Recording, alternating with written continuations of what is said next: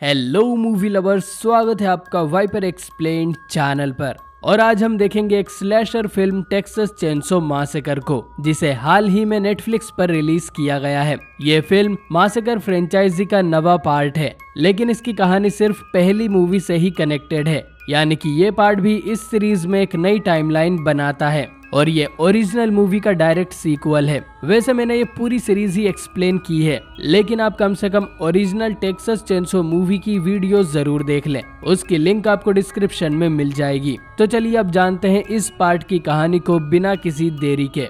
इस मूवी की कहानी ओरिजिनल पार्ट से 50 साल बाद सेट की गई है। हमें बताया जाता है कि 1973 में 5 दोस्त टेक्सास में घूमने आए थे, लेकिन लेदरफेस और उसकी फैमिली ने उन सभी को बेरहमी से मार दिया था और सिर्फ सेली नाम की एक लड़की ही बचकर भाग पाई थी। इस हादसे के बाद से सेली एक रेंजर बन गई और 50 सालों से लेदरफेस की तलाश में है, ताकि उसे मारकर अपना बदला ले सके। और क्योंकि उस समय लेदरफेस ने एक इंसान के चेहरे को मास्क की तरह पहना हुआ था, तो उसका असली चेहरा कोई भी नहीं जानता। इसके बाद हम मेन कैरेक्टर्स को देखते हैं, जिनमें शामिल है मेलेडी, उसकी छोटी बहन लाइला, मेलेडी का बिजनेस पार्टनर डांटे और उसकी गर्लफ्रेंड रुथ। ये चारों टेक्सास के एक बंजर पड़े टाउन हार्लो में जा रहे थे, जो इन्होंने सस्ते में खरीद लिया है। और अब इनका प्लान है कि ये वहाँ के घरों को इन्वेस्टर्स को बेचकर उस टाउन को डेवलप करेंगे और खूब पैसे कमाएंगे। ये लोग एक गैस स्टेशन पर रुके हुए थे, जहाँ रिक्टर नाम का एक आदमी आता है,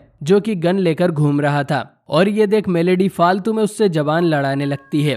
इसके बाद ये चारों अपनी इलेक्ट्रिक कार में बैठकर हार्लो की तरफ निकल पड़ते हैं। रास्ते में इन्हें 2 शेरिफ मिलते हैं, जो इन्हें अपना नंबर देते हैं किसी इमरजेंसी में बुलाने के लिए।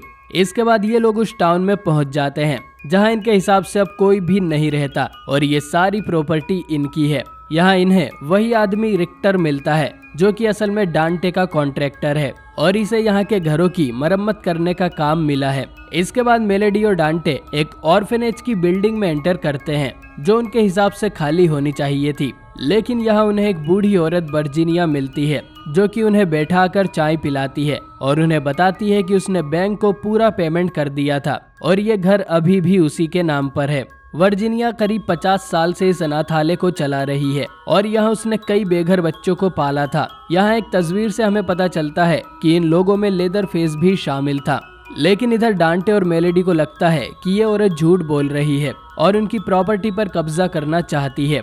उनमें थोड़ी बहस होती है और डांटे पुलिस को बुलाने जाता है। वर्जीनिया मेलेडी को समझाती है कि वो लोग ऐसा ना करे और ये घर उसी का है। तभी यहाँ एक बड़ा सा आदमी आ जाता है, जो और कोई नहीं लेदरफेस है, जो कि अभी भी इसी घर में रहता है। वर्जीनिया लेदरफेस को एक बच्चे की तरह समझाकर वापस अंदर जाने को बोलती है और वो चला जाता है। लेकिन तभी डांटे यहाँ दोनों शेरिफ को ले आता है, जो कि फोर्सफुली वर्जीनिया को घर से बाहर निकालने लगते हैं। वर्जीनिया की हालत वैसे ही नाजुक थी और उसकी तबीयत बिगड़ जाती है। अब लेदरफेस यहाँ आकर वर्जीनिया को उठा लेता है और पुलिस वैन में जाकर बैठ जाता है, ताकि ये जल्द से जल्द हॉस्पिटल पहुंच सके। रुथ भी इनके साथ जाती है उस औरत का ख्याल रखने के लिए, और जाते जाते लेदरफेस इन सभी को गुस्से से देख रहा था। इसके बाद यहाँ एक बड़ी सी बस आती है, जिसके अंदर इनके फॉलोअर्स और इन्वेस्टर्स भरे हुए थे और डांटे यहाँ के घरों की नीलामी शुरू कर देता है। इधर बीच रास्ते में ही वर्जीनिया दम तोड़ देती है और ये देख लेदरफेस को बहुत बुरा लगता है और गुस्सा भी आता है, क्योंकि वो उसके माँ जैसी थी। और अब लेदरफेस काबू से बाहर हो जाता है। वो पहले शेरिफ का हाथ तोड़ उसी की गर्दन में घुसा देता है और उनकी हाथापाई में एक गोली दूसरे शेरिफ की गर्दन में आकर लगती है, जिससे इनकी वैन का एक्सीडेंट हो जाता है। थोड़ी देर बाद रुथ को होश आता है और वो मिरर में देखती है कि लेदरफेस एक ग्लास से वर्जीनिया के चेहरे को काट कर अलग कर रहा था और फिर लेदरफेस उस चेहरे को अपने चेहरे पर पहन लेता है। रुथ पुलिस रेडियो पर मदद मांगती है, जिसे सेली ने सुन लिया था और वो हार्लो टाउन की तरफ निकल पड़ती है। इसके बाद सेली लेदरफेस के सामने मरी हुई होने का नाटक करती है। अच्छा, बंटी तो है। लेकिन उसका नाटक पकड़ा जाता है और लेदरफेस एक कांच से रुथ के पेट को भी चीर देता है और उसकी भी मौत हो जाती है। इसके बाद लेदरफेस भी वापस टाउन की तरफ जाने लगता है। इधर नीलामी के दौरान लाइला रिक्टर से मिलने जाती है, जहां वो उसे अपनी राइफल दिखाता है, लेकिन वो पहले ही गोलियां निकाल देता है। हमें ये भी पता चलता है कि कुछ सालों पहले हुए एक मास शूटिंग के इंसिडेंट में लाइला भी शामिल थी और वो उसमें किसी तरह जिंदा बच गई थी। लेकिन बंदूकों से उसे आज भी डर लगता है। खैर, मरने से पहले रुथ ने मेलेडी को मैसेज कर दिया था कि वर्जीनिया की मौत हो गई है। ये खबर सुन मेलेडी काफी बुरा फील करती है। वो तुरंत ही लाइला के पास जाकर उसे ये बताती है और कहती है कि हमें यहाँ से निकलना चाहिए, कहीं इस लफड़े में वो खुद ना फंस जाए। रिक्टर ने भी इन दोनों की बातें सुन ली थी और उसे पता चल गया था कि वर्जीनिया मारी गई है, तो वो जाकर इनकी कार और बस की चाबी निकाल लेता है और डिमांड करता है कि उसे बिल्डिंग के पेपर्स देखने हैं कि वो घर सच में इनके नाम था या नहीं, और इसके बाद ही वो इन्हें चाबी वापस करेगा। मेलेडी और डांटे दोनों पेपर्स ढूंढने जाते हैं, लेकिन मेलेडी को पता चलता है कि इनके पास उस ऑर्फनेज के पेपर्स नहीं थे। इससे मेलेडी को डांटे पर शक होने लगता है और वो दोनों फिर ऑर्फनेज में जाकर प्रॉपर्टी के पेपर्स ढूंढते हैं, जिनमें मेलेडी देखती है कि ये घर अभी भी वर्जीनिया के नाम था। मतलब उन्होंने उस औरत को उसी के घर से बाहर निकाला था और कहीं ना कहीं ये लोग ही उसकी मौत का कारण है। हम देखते हैं कि लेदरफेस भी अब घर में आ चुका था और वो डांटे पर एक बुचर नाइफ से हमला कर उसे घायल कर देता है। मेलेडी ने उसे देख लिया था और वो डर के क्लोजेट में जाकर छुप जाती है। तभी लेदरफेस भी इस कमरे में आता है और वो वर्जीनिया की ड्रेस को गले लगाकर रोने लगता है, लेकिन तभी उसे शोर शराबा सुनाई देता है जो कि वही इन्वेस्टर्स कर रहे थे और उन्हें देख लेदरफेस और भी गुस्सा हो जाता है। वो एक हथौड़े से इस कमरे की दीवार तोड़ देता है, जिसके अंदर से उसकी चेनसो निकलती है जो कि उसने 50 साल पहले दफनाई थी।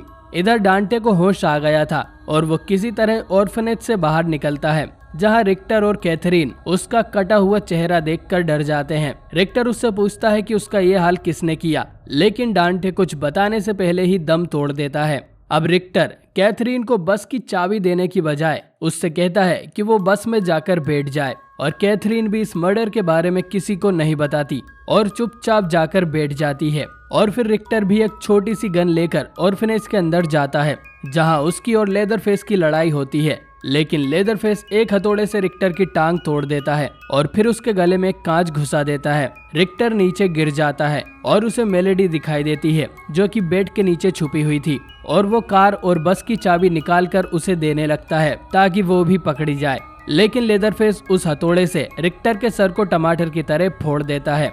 इसके बाद लेदरफेस नीचे चला जाता है। इधर बस में लाइला मेलेडी को ढूंढने के लिए बाहर जाने की जिद करती है और कैथरीन, जिसने अभी तक किसी को कुछ नहीं बताया था, वो लाइला को रोकती भी नहीं है। खैर, मौका देखकर मेलेडी चाबियों को उठाती है और घर से बाहर निकलने लगती है, लेकिन लेदरफेस उसे देख लेता है और एक हथौड़ा फेंककर मारता है, जिससे वो फ्लोर के नीचे जा गिरती है। और अब तो लेदरफेस की चेनसो भी स्टार्ट हो गई थी, जिससे वो फ्लोर को काटने लगता है। मेलेडी भी इसमें मारी ही जाती, लेकिन लाइला वहां आकर उसे बाहर निकाल लेती है। वो दोनों भागकर बस में जाती है, जहां मेलेडी ड्राइवर को चाबी देती है और तुरंत ही यहाँ से निकलने को बोलती है, लेकिन लेदरफेस अपनी चेनसो से बस के टायर को काट देता है, जिससे बस थोड़ा चलकर ही रुक जाती है। अब बिना किसी कारण के ड्राइवर बस से उतरकर बाहर देखने जाता है और फिर उसकी गर्दन ही वापस आती है। इसके बाद लेदरफेस खुद भी बस के अंदर आता है, जहां एक से बढ़ के एक नमूने भरे हुए थे, जो कि भागने की बजाय अपने मोबाइल में लेदरफेस की रील्स बनाने लगते हैं। और फिर क्या था, लेदरफेस अपनी चेनसो चालू कर इन सभी को एक एक करके काट डालता है। मेलेडी और लाइला बाथरूम में जाकर छुप गई थी और वो दोनों ऊपर की सनरूफ से बाहर निकल जाती हैं। बाहर इन्हें एक कार आती हुई दिखती है, जिसमें और कोई नहीं सैली थी। ये दोनों उसकी कार में बैठ जाती हैं और उसे किलर के बारे में सब कुछ बताती हैं। सैली, जो कि इस मूवी की सबसे बड़ी ढक्कन है, वो इनसे कहती है कि तुम दोनों यही रुको, मैं अकेली लेदरफेस को मार के आती हूँ। Are you comedy me? और वो उन दोनों को कार में लॉक कर ऑर्फनेज में जाती है, जहां लेदरफेस उसे मिल जाता है। सैली चाहती तो आराम से लेदरफेस का भेजा उड़ा सकती थी, लेकिन उसे ये जानने में ज्यादा इंटरेस्ट था कि वो लेदरफेस को याद है कि नहीं, जैसे लेदरफेस उसका कोई आशिक हो जो 50 सालों से उसका इंतजार कर रहा था। वो लेदरफेस को याद दिलाने की कोशिश करती है कि वो सैली है और उसके 4 दोस्तों को लेदरफेस ने मार दिया था। अरे तो क्या करूं, नहाऊं? लेदरफेस अपनी चेनसो उठाता है और सैली को इग्नोर कर यहाँ से निकल जाता है। वो सीधा सैली की कार के पास जाकर मेलेडी और लाइला पर अटैक कर देता है, लेकिन फिर फाइनली सैली लेदरफेस पर गोलियां चलाने लगती है और लेदरफेस यहाँ से भागकर कहीं छुप जाता है। सैली मेलेडी को अपनी कार की चाबी देकर उन्हें यहाँ से निकल जाने को बोलती है। इसके बाद सैली और लेदरफेस में लड़ाई होती है, जिसमें लेदरफेस अपनी चेनसो सेली के अंदर घुसाकर उसे हवा में उठा देता है। अब ये सब देखकर मेलेडी यहाँ से भागने की बजाय उस कार से लेदरफेस को ही कुचलने की कोशिश करती है, लेकिन वो खुद का ही एक्सीडेंट कर लेती है। वेल डन, तालियां होनी चाहिए यार हमारे लिए। मेलेडी की टांग कार में फंस गई थी तो वो लाइला को अकेले ही यहाँ से भाग जाने को बोलती है। इसके बाद लेदरफेस मेलेडी को मारने ही वाला था कि तभी लाइला रिक्टर की राइफल लेकर यहाँ आ जाती है और लेदरफेस को शूट करने की कोशिश करती है, लेकिन वो भूल गई थी कि उसमें गोलियां ही नहीं है, जबकि रिक्टर ने लाइला के सामने ही इस गन में से गोली निकाली थी। ये सब क्या देखना पड़ रहा है? अच्छा है मैं अंधा हूँ। अब लेदरफेस लाइला को मारने दौड़ता है, लेकिन सेली जो कि समहाउ अभी तक जिंदा बची हुई थी वो लेदरफेस को गोली मार देती है और लेदरफेस भाग जाता है। इसके बाद सेली अपनी गन लाइला को देते हुए बोलती है कि अगर तुम यहाँ से भाग गई तो वो तुम्हारा पीछा करता रहेगा और तुम्हें उसे खत्म करना पड़ेगा, जो कि एक और बकवास है। सेली 50 साल पहले लेदरफेस से भाग निकली थी, लेकिन उसका तो लेदरफेस ने आज तक पीछा नहीं किया, तो फिर वो लाइला का क्यों करेगा?